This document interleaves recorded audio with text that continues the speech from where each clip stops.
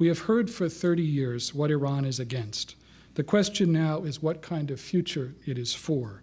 Most Iranians today are too young to remember the hostage crisis. They seem eager to build a better future, to invest in their country's education system and infrastructure, to connect with the rest of the world in ways that benefit us all, and to open the door to the opportunity, prosperity, and justice that they deserve. We in the United States, along with the rest of the international community, continue to bear witness to their courageous pursuit of universal rights in the face of appalling brutality and the sad spectacle of show trials and mass arrests that dishonor Iran's rich history and traditions. While we remain ready to engage the Iranian government on the urgent matter of its nuclear program and on other matters of common concern, that does not mean that we will turn a blind eye to abuse or compromise our principles. In Iran, as in any other country in the world, we will always be with those who seek peacefully to protect basic human rights. We have before us an historic opportunity, but it won't last forever. The talks that took place in Geneva last month were a constructive beginning. The tactics of recent weeks, however, have been far less encouraging, and we and our international partners are not interested in talking simply for the sake of talking.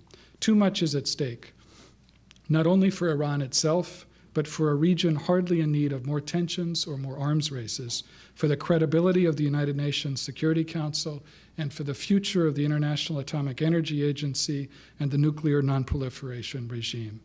It is time for Iran to decide whether it wants to focus on the past or to move beyond it, whether it wants to dwell on familiar suspicions and imaginary external enemies or make a positive choice about the role that it seeks to play in the world. The Arab-Israeli peace process, Iraq, and Iran all pose immense challenges, but equally important to long-term regional stability is homegrown modernization of economic and political institutions. The hard truth, as the Arab Human Development Report makes clear, is that much of the region continues to suffer from closed economic and political systems which produce too little diversification, too few jobs, too few outlets for peaceful political change, and too much intolerance. With populations growing as fast as any in the world and per capita water availability lower than anywhere else in the world, the economies of the Middle East remain vulnerable. We owe it to our friends in the region as well as to ourselves to encourage further structural reforms to open up and diversify economies, stimulate private sector-led growth, improve transparency and fight corruption, and strengthen educational systems. Greater economic openness cannot exist in a vacuum. Open economic systems ultimately require more open and accommodating political systems. Today, political structures in most of the region all too often serve to insulate governing elites from change rather than to lead it. The voices of publics are all too often ignored until raised to a shout. While we ought to be mindful of the limits of our influence and of the limits of other people's patience for us telling them what we think is best for them, we must continue to support efforts to open up avenues for democracy and political participation. How we deliver that message does matter, but whether to deliver it is not really an issue. As President Obama has emphasized and as Secretary Clinton discussed at length at the recent Forum for the Future meeting in Morocco, healthy relationships between America and the countries of the Middle East are about ties between societies, not just between governments. We have a long and painful history of mutual mistrust and misunderstanding to overcome across much of the region. We will not overcome such suspicion and hostility overnight, nor will neatly packaged public diplomacy be a substitute for compelling policies and actual results on issues that matter most to people in the Middle East.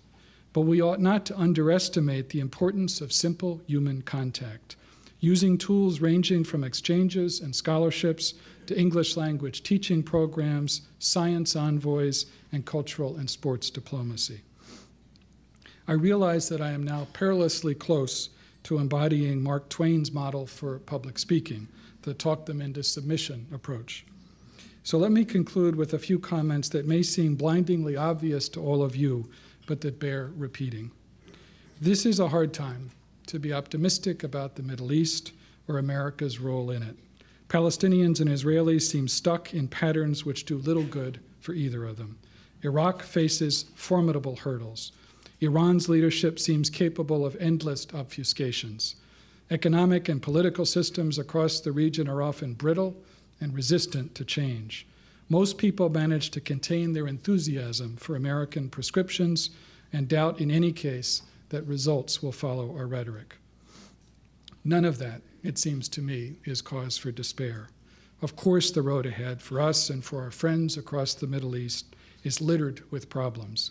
Of course it will be hard, full of roadblocks and potholes and dead ends. Of course we will fail at least as often as we succeed. But I genuinely do believe that progress toward peace is possible between Israelis and Palestinians and between Israel and the wider Arab world. It will take strong nerves, persistence, and a willingness to take risks. Iraqis are also making fitful but unmistakable progress toward the stable, unified state that seemed unimaginable a few years ago. Unity amongst our international partners may yet have an impact on the calculus of the Iranian government. And societies in the Middle East are no more immune to the inexorable pull of economic and political openness than those in any other part of the world. I suppose that makes me something of an optimist, at least by the standards of the Middle East. That reminds me of one of the many characteristically fatalistic Russian definitions of an optimist, someone who thinks tomorrow will be better than the day after. I actually have something a little different in mind. I suspect that tomorrow is going to be pretty complicated in the Middle East, with no shortage of troubles and frustrations.